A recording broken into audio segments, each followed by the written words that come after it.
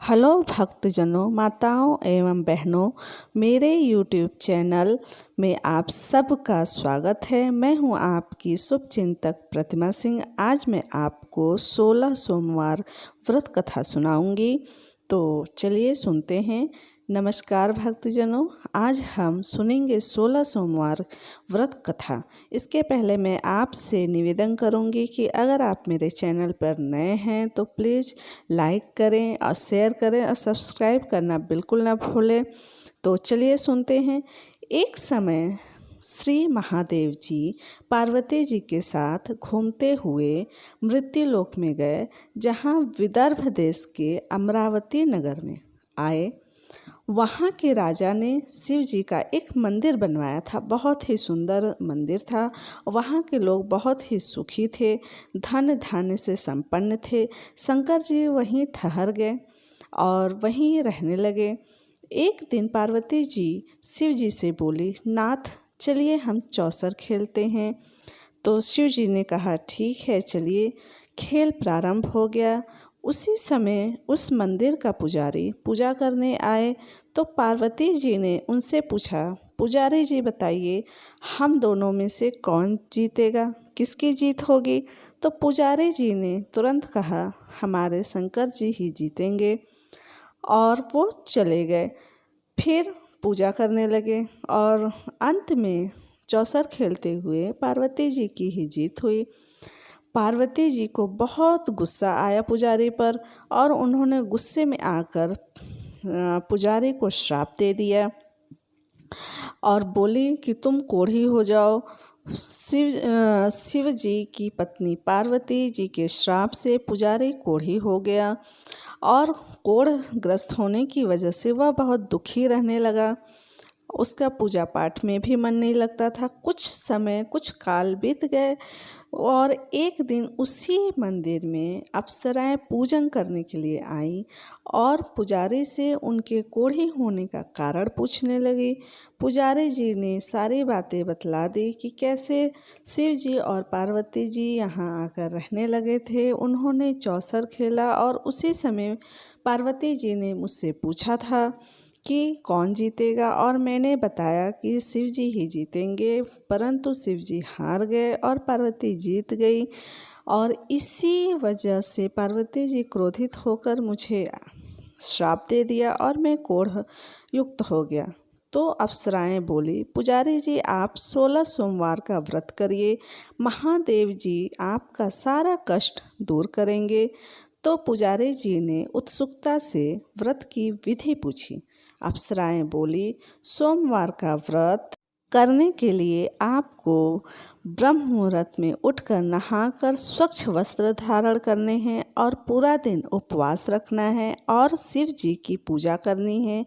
आधा किलो गेहूं का आटा लें, इसके 3 अंग बनाएं। घी, गुड़, दीप, नैवेद्य, बेलपत्र, फल, जनेऊ, जोड़ा, चंदन, अक्षत और पुष्प आदि से प्रदोष काल मतलब कि शाम के समय में शंकर जी का पूजन करें। 3 अंग में से 1 शिव जी को अर्पण कर दें, बाकी 2 को शिव जी का प्रसाद के रूप में उपस्थित लोगों में बांटें और खुद भी उस प्रसाद को ग्रहण करें, परिवारजनों को खिलाएं। इस प्रकार 16 सोमवार का व्रत करें। 17वें सोमवार को पाव भर आटे की बाटी बनाएं, उसमें घी गुड़ मिलाकर चूरमा बनाएं, शिव जी को भोग लगाकर उपस्थित भक्तजनों में बांट दें। इसके बाद आप सब परिवार प्रसाद लें। इससे सभी मनोरथ पूरे हो जाते हैं। ऐसा बता के अप्सराएं चली गई। पुजारी जी ने यथाविधि 16 सोमवार का व्रत किया। उसके बाद शिव जी की कृपा से पुजारी जी का कोढ़ समाप्त हो गया और वो आनंद से रहने लगे। कुछ दिन बाद फिर से पार्वती जी और शिव जी वापस उसी मंदिर में आए। ब्राह्मण जी को निरोगी देखकर, उन्हें स्वस्थ देखकर कारण पूछा पार्वती जी ने। ब्राह्मण जी ने सावन के सोमवार 16 सोमवार का कथा सुनाया। पार्वती जी को भी खुद 16 सोमवार का व्रत करने के लिए तैयार हो गई।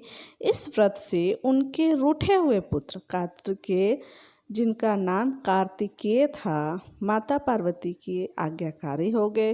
कार्तिकेय ने अपनी माता से पूछा, आपने क्या किया जिससे मेरा हृदय परिवर्तन हो गया? पार्वती जी ने 16 सोमवार की कथा उन्हें भी सुना दी। इससे खुश होकर कार्तिकेय ने अपने खास मित्र जो कहीं खो गया था उसे मिलने की कामना से 16 सोमवार का व्रत किया, तो वह मित्र उन्हें जल्दी ही मिल गया। इस तरह से अचानक मिल जाने का कारण मित्र ने कार्तिकेय से पूछा, तो कार्तिकेय ने उन्हें भी 16 सोमवार व्रत करने की बात बताई। मित्र ने व्रत की विधि पूछी और स्वयं भी विवाह की कामना से 16 सोमवार के व्रत किए। कार्तिकेय जी के मित्र एक स्वयंवर में गए थे। वहाँ की राजकुमारी ने आकर्षित होकर उनके गले में वरमाला डाल दी। राजा ने उन्हें बहुत सा धन और सम्मान देकर उन्हें भेजा।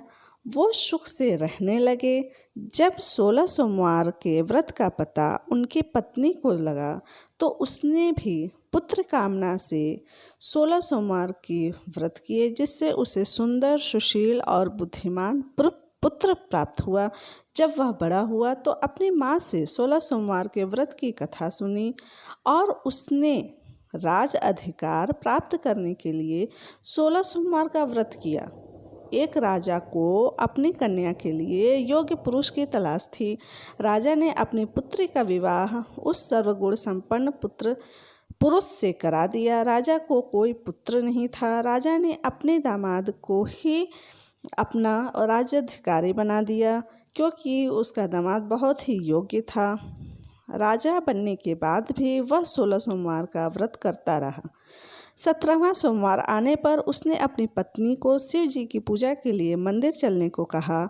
उसकी रानी ने दासियों से सामान तो भिजवा दिया, लेकिन स्वयं नहीं गई। राजा ने शिव जी की पूजा समाप्त की तो आकाशवाणी हुई कि हे राजन, अपनी रानी को महल से निकाल दो, वरना सर्वनाश हो जाएगा।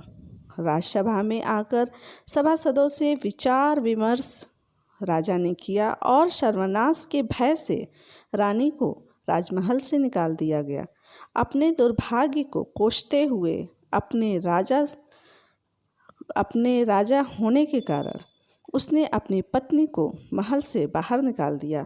दुखी मन से चलते हुए एक गांव में रानी पहुंची। वहां एक बुढ़िया रहती थी। बुढ़िया ने दया करके उसे सूद बेचने के लिए रख लिया। जब से उस बुढ़िया ने उस रानी को रखा था, उसका सूद बिकना ही बंद हो गया। बुढ़िया ने रानी को वहां से भी निकाल दिया।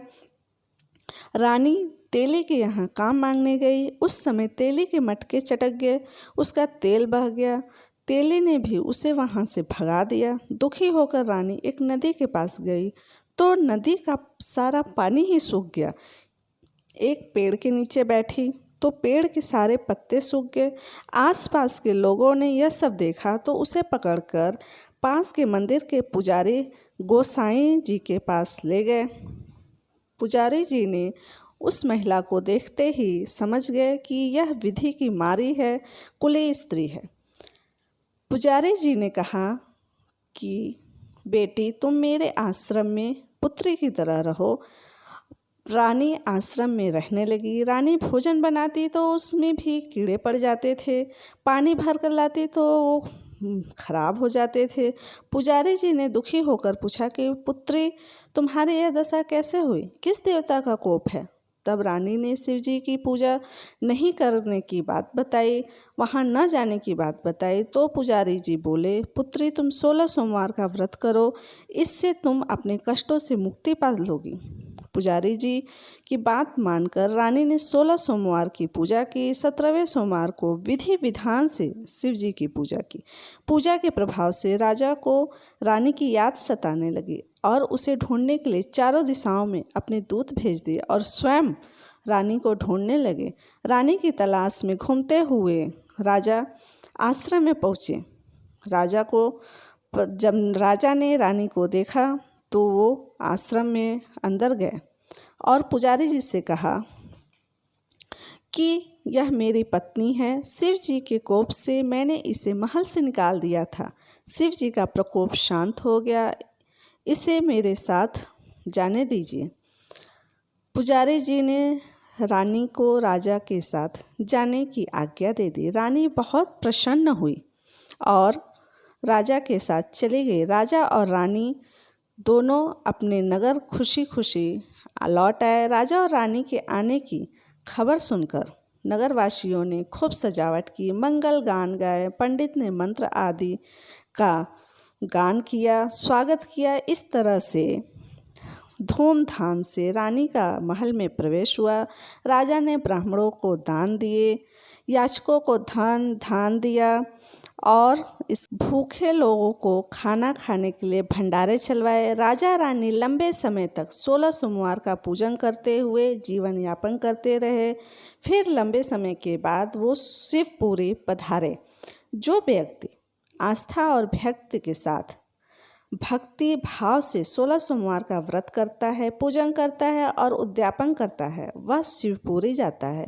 यह व्रत सभी का मनोरथ पूर्ण करता है और इसे हर व्यक्ति कर सकता है। इसलिए आप सभी 16 सोमवार का व्रत श्रद्धा और भक्ति से करें और अपनी मनोकामना इच्छा पूर्ण करें और भी लोगों को जो दुखी हैं, जो परेशान हैं, उन्हें भी 16 सोमवार का व्रत कथा सुनाएं, उन्हें समझाएं, बताएं और इसका फल प्राप्त करने के लिए प्रेरित करें। तो बोलिए श्री भोलेनाथ बाबा की जय। अगर आपको मेरी ये कथा अच्छी लगी हो तो प्लीज़ कमेंट बॉक्स में ज़रूर बताएं और भोले बाबा का जय ज़रूर लिखें। तब तक के लिए मैं आपसे विदा लेती हूँ। फिर मिलूँगी एक अच्छे वीडियो के साथ। तब तक आप अपना ख्याल रखें, अपना ध्यान रखें, खुश